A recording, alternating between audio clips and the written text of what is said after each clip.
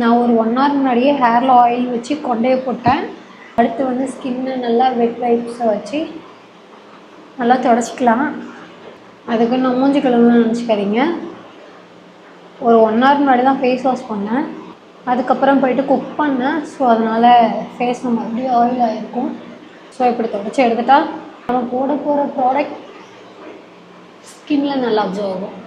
At same time நீங்கள் என்ன skin care பண்ணுறதா இருந்தாலுமே உங்கள் காதையும் அண்ட் உங்கள் நெக்குக்கும் சேர்த்து பண்ணுங்கள்.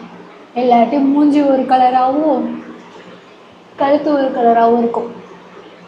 ஓகே, நெக்ஸ்ட்டு வந்து AHA PHA போட போகிறேன். இது வீக்லி 2 times. பிகினராக இருந்தீங்கன்னா 1 time.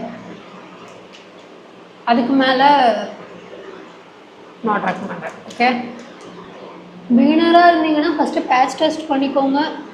At same time AHA PHA எப்பயுமே சரி தின் லேயராக தான் பண்ணும். நீங்கள் வாட்டுக்கு திக் லேயராக யூஸ் பண்ணாதீங்க. அதே மாதிரி ஐஸ்க்கு மேலே ஐஸ்க்கு கீழே அப்ளை பண்ணாதீங்க. இது ஸ்கின்னுக்கு மட்டும் தான் அலோடு, கண்ணுக்கு மேலே இல்லை. நம்ம வெளியே அப்ளை பண்ணுறது எல்லாமே 10 to 20% தான். மீதி எல்லாம் 80% எல்லாம் இன்டேக் தான். நீங்கள் என்ன சாப்பிட்றீங்கிறத பொறுத்து மட்டும்தான். ஸ்கின் கேராக இருந்தாலும் சரி, ஹேர் கேராக இருந்தாலும் சரி, நீங்கள் என்ன பண்ணுறீங்கிறத பொறுத்து தான் உங்களுக்கு அவுட்புட் கிடைக்கும். அவ்வளோதான். நான் போய் ஃபேஸ் வாஷ் பண்ணிட்டு ஹேர் வாஷ் பண்ணிட்டு வரேன்.